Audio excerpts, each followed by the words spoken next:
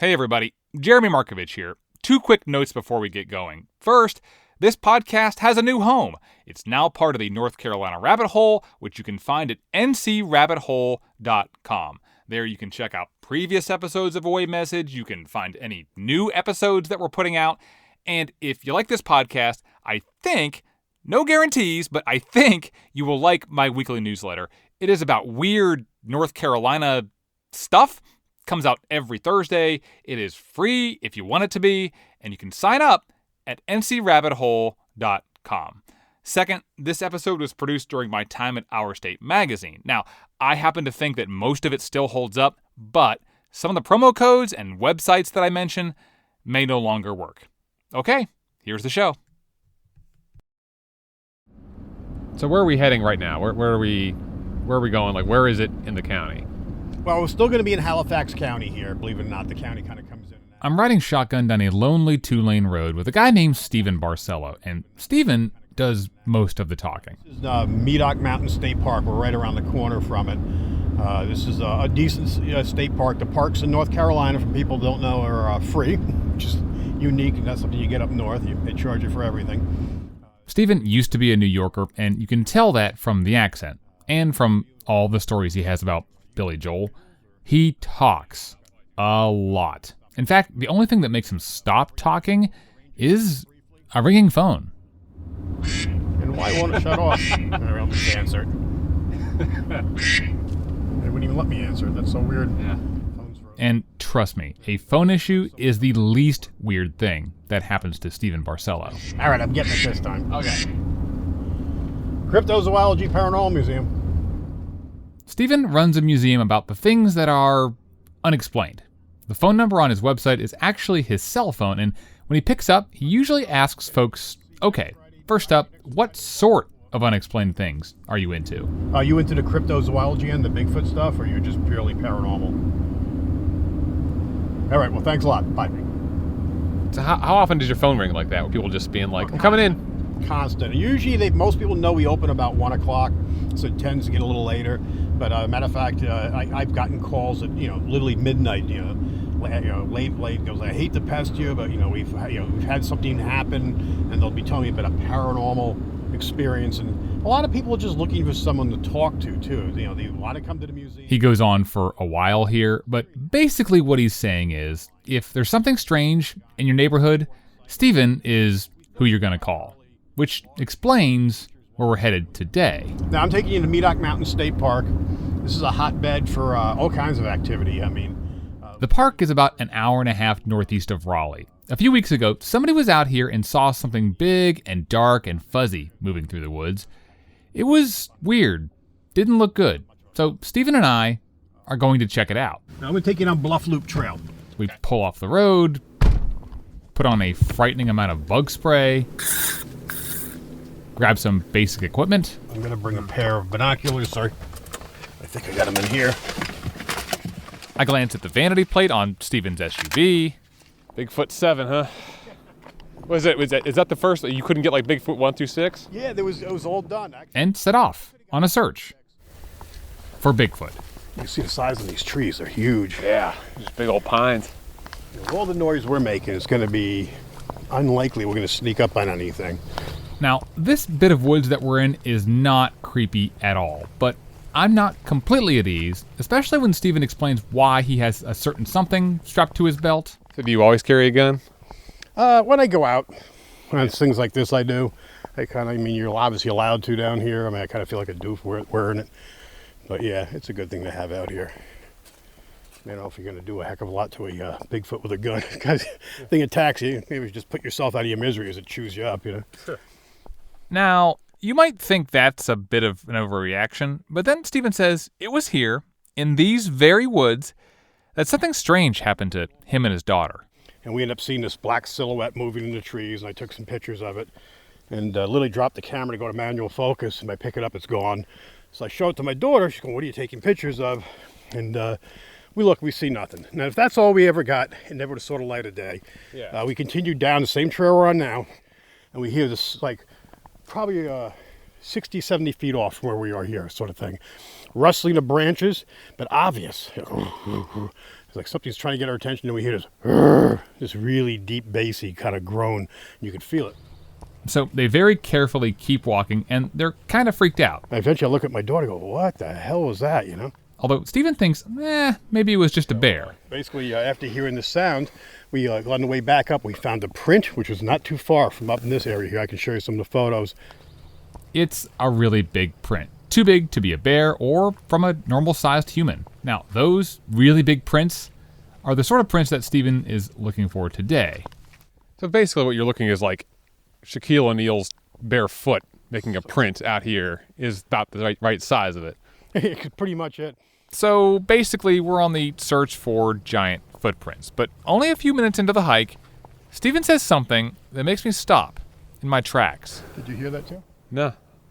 Something just moved over there. I'm so curious what it was. It was a snake or... It was like a little bird. Yeah, it could have been. I saw something saw go. something, right. Yeah. It's nothing big. But... I was gonna say, well, I was like, did you hear that? I'm like, what? Man, I like, what did I miss?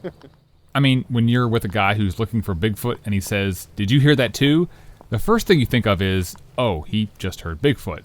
Nope, just a bird. But then, 4 minutes later... Actually, for a minute, I thought I saw something black back in there. See anything? Yeah, stump, it looks like. It's black, though. It just stood out being extra dark. Can you see it back there? And as I moved, it almost looked like legs, but it's just another tree in the middle. Yeah. Then we head down near the creek, and it's there that Stephen figures if we can't find ourselves a Sasquatch, maybe we can get a Sasquatch to come to us. Sometimes they'll whistle back, which is something that's unique to this area. And this time, we do get a response. My stomach was... I heard that. It worked on your stomach if nothing Right, else. hey.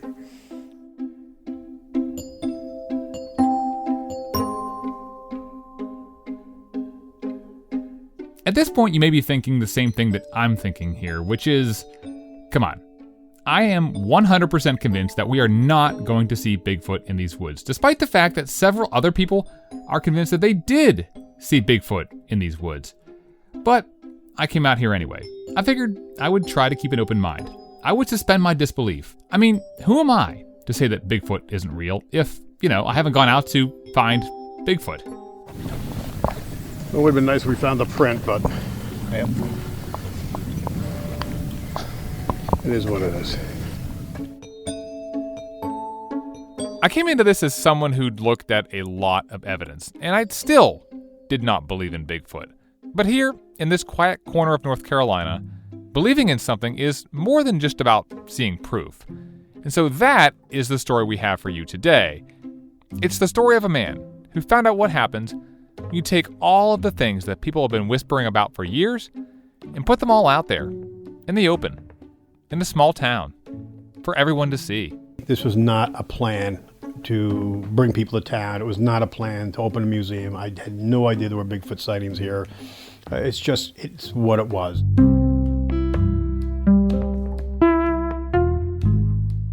From Our State Magazine, this is Away Message, a podcast about what you find in hard-to-find places. I'm Jeremy Markovich.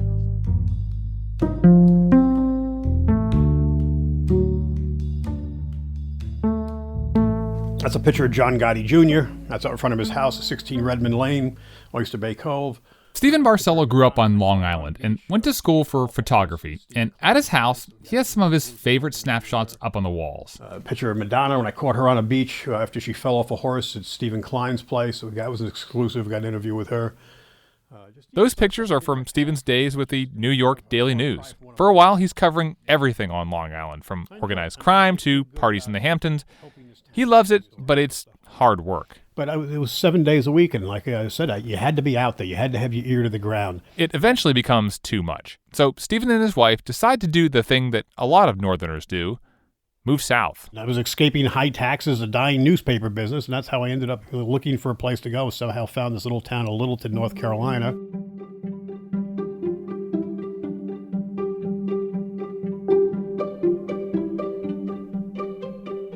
Littleton has a population of about 650 people.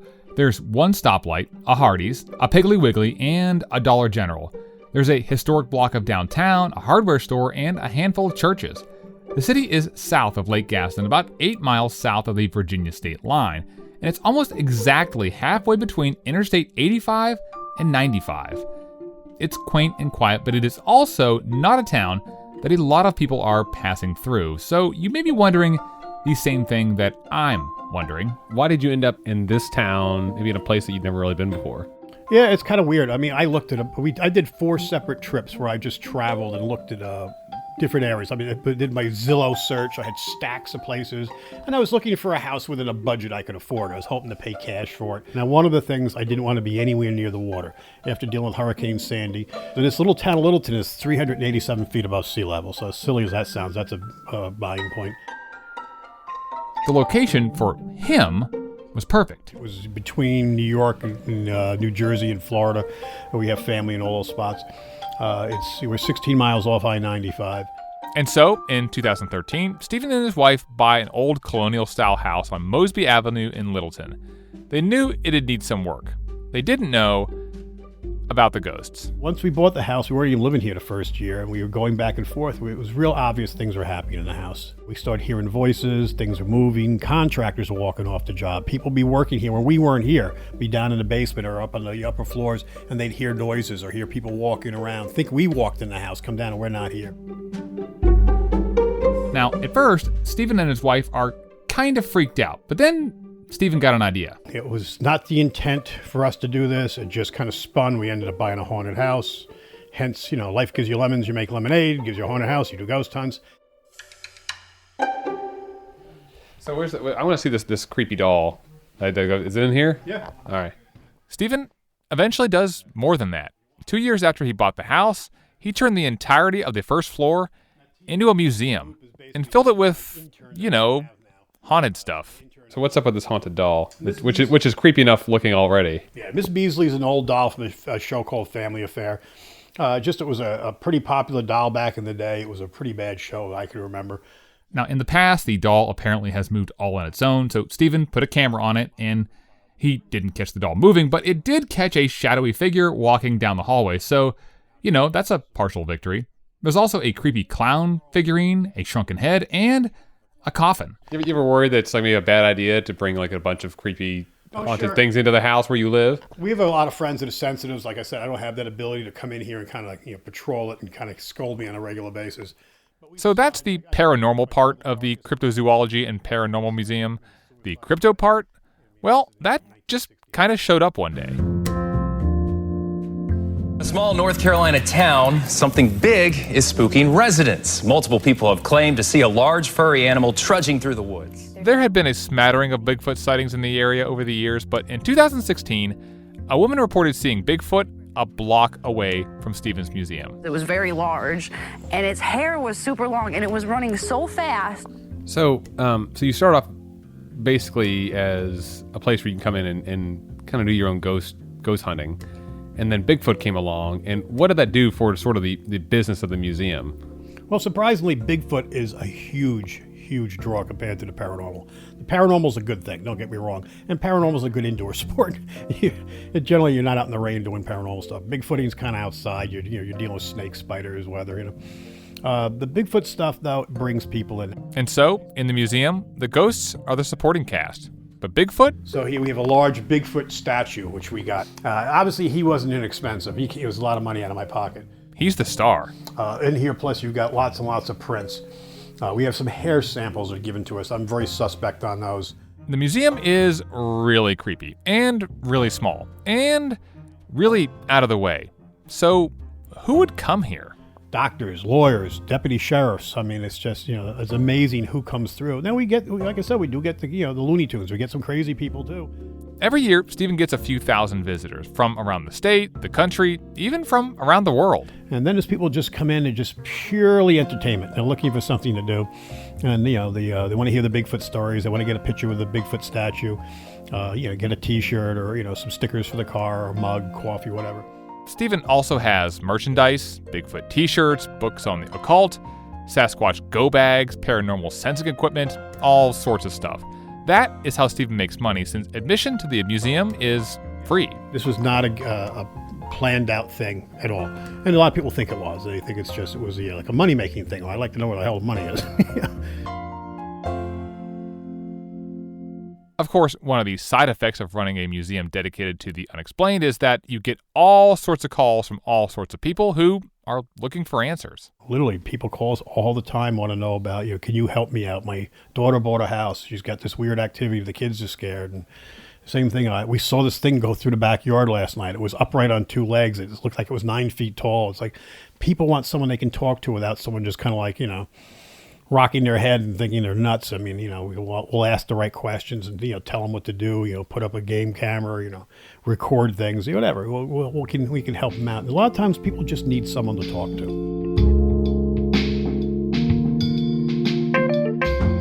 The people who call Stephen, they believe in something. Maybe it's Bigfoot, maybe it's ghosts. But the people of Littleton, the people who live near Stephen, the people who now have a museum dedicated to Bigfoot in their small town, they believe in something else. Something I didn't understand until I got there. That part of the story when we come back.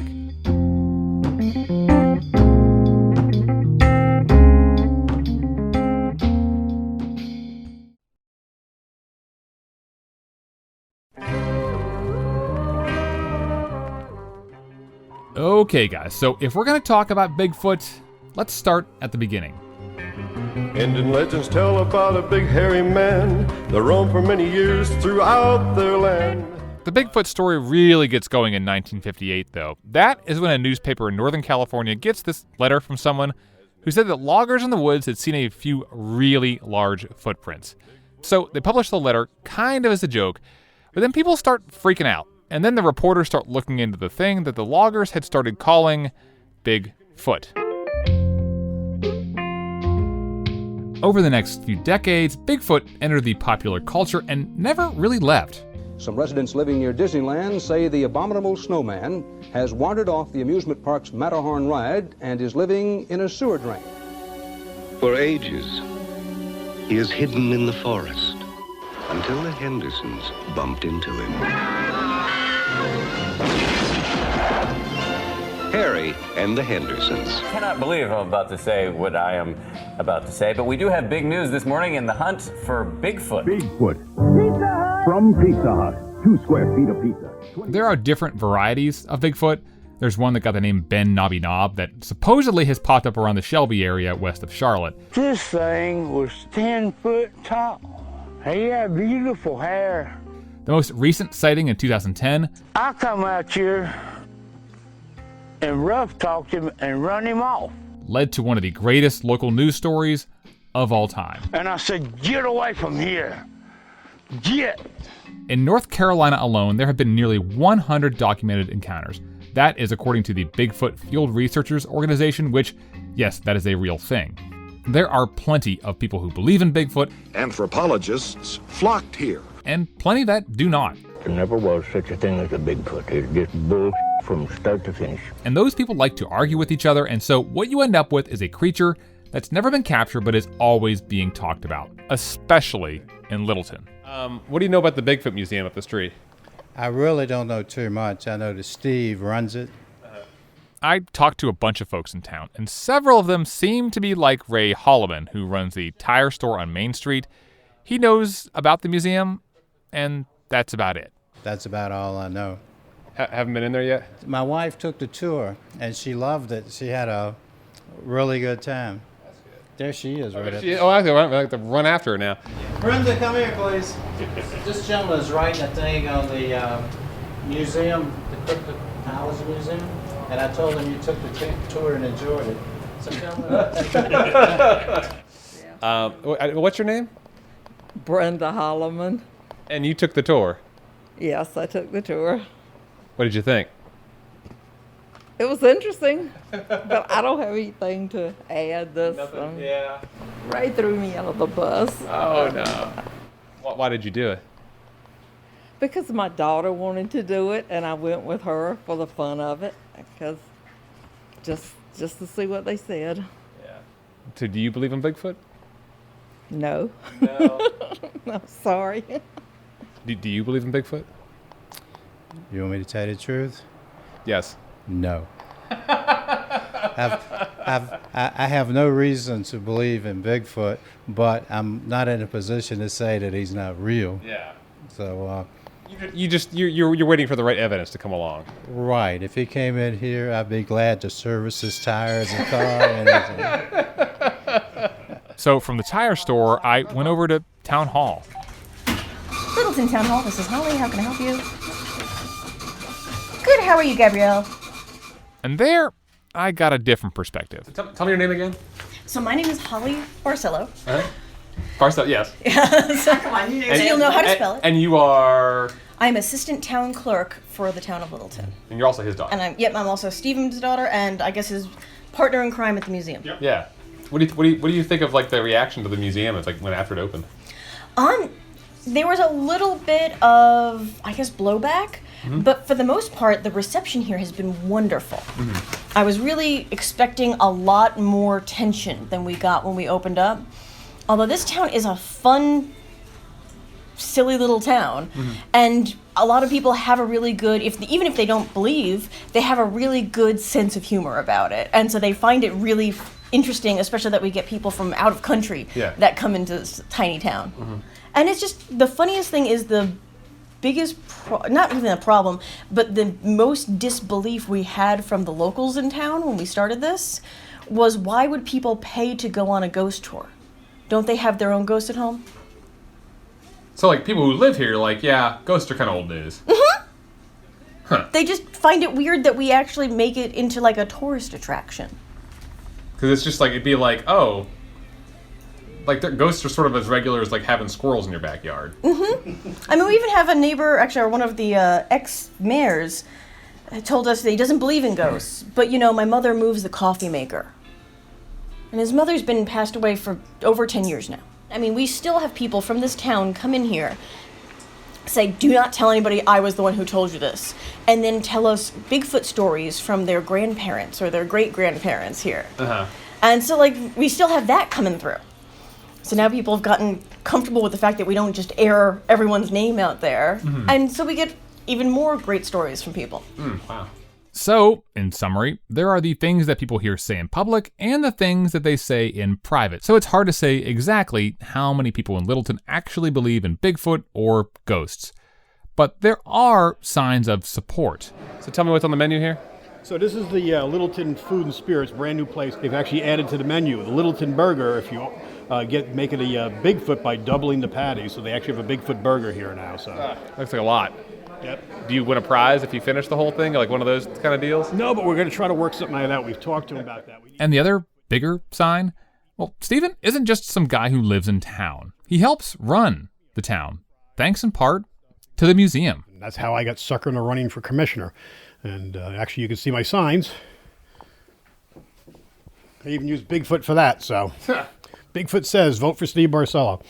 So, some people weren't too happy with that, thought it wasn't taking it serious, but it's all about promotion, too. Seriously, though, Stephen ran for office and won, and now he's the town commissioner in charge of the water and street departments.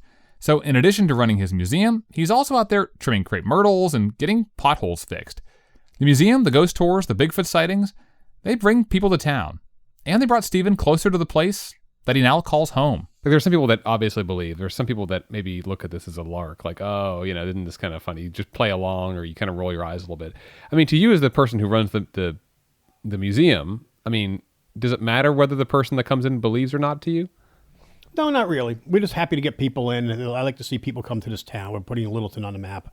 Basically, some people, you're not going to convert someone. Someone comes in who's not a believer. It doesn't mean they're going to walk out a believer. But if I can get them to scratch their head and go, that's interesting. I asked a couple of questions and he had answers for them, And can I say for sure Bigfoot's out there? Well, something's out there. People are seeing something. What it is, I'm not really sure at this point. I mean, like we did a hike today. I mean, the guy that was walking around with us, he was having a blast. Yeah, that's the thing I didn't mention earlier. We did not find Bigfoot at Medoc Mountain State Park, but while we were wandering around, we did find a Bigfoot hunter. Go back up. There he is. Guys, look, we're actually going to see if we can find him at the campsite. This is Frank. Hey, how's it going? Hey, Jeremy. Good to meet you. Nice to meet you. So what have you got? Anything? Nothing yet, just pictures and videos I'm taking. Okay. My first time being out down here try and look around for it. So is this your first time looking for Bigfoot? Oh no, I've been helping him off and on doing this for the park area, probably off and on 2 years, I think, at least. I mean, he's in Zelda. He's camping there for how many days? What does he say? He's going to be there to Sunday? 5 or 6. So yeah, I mean, he's there to Bigfoot every night. I mean, that's just his thing. He bought a special tent for it. I mean, it's crazy. Well, we're going to head back into town, buddy.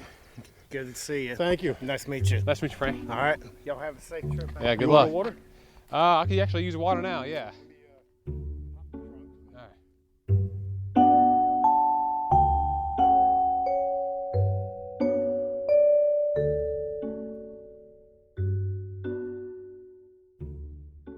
After I left town, I wasn't really sure what to make of all this. Stephen, the museum, the town, Bigfoot, everything.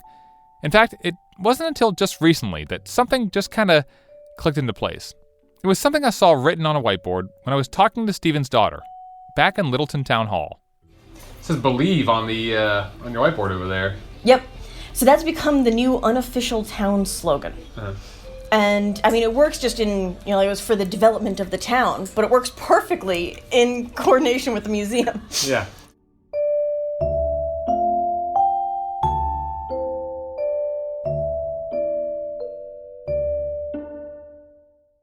You've been in the Bigfoot business for a little bit now, so what is it about Bigfoot that gets people just all riled up in a way that other things don't? I don't know. It's hard to say. I would say it's a combination of things. People like to believe in something. Belief doesn't mean we all have to believe in the same thing. Now, some people who come to the museum believe in ghosts or Bigfoot. Other people believe in stepping out of their comfort zone or getting off the beaten path. Stephen, I'm not actually sure if he believes in Bigfoot, but he believes in what he's doing. And the people in Littleton, they believed enough in Stephen to elect him to public office. So, when something strange shows up in your town, a story isn't about evidence or proof. It's about belief, in whatever form it takes.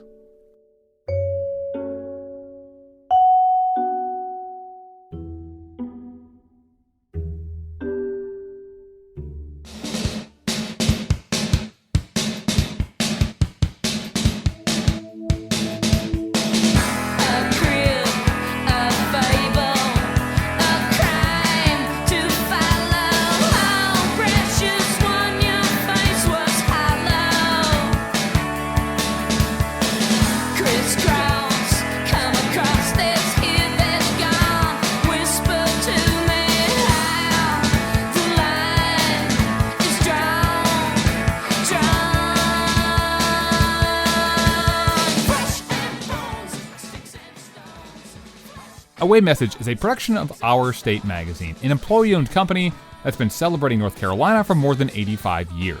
You can get $5 off a year's subscription to the magazine. Just head over to ourstate.com, click on subscribe, and use the promo code AWAY to get $5 off a year's subscription. It's our thank you for listening to the show. This episode was produced by me and James Michkowski. Elizabeth Hudson is our editor-in-chief. Special thanks this week to the people of Littleton, as well as Mark Kemp and Hope Nichols of Charlotte. Now, quick story. I interviewed Hope for a story a long time ago, and it turns out she was in a bunch of bands back in the 80s and 90s, including the Fetchin' Bones. This song, called A Fable, felt kind of right for our closing song this week. Small world, right?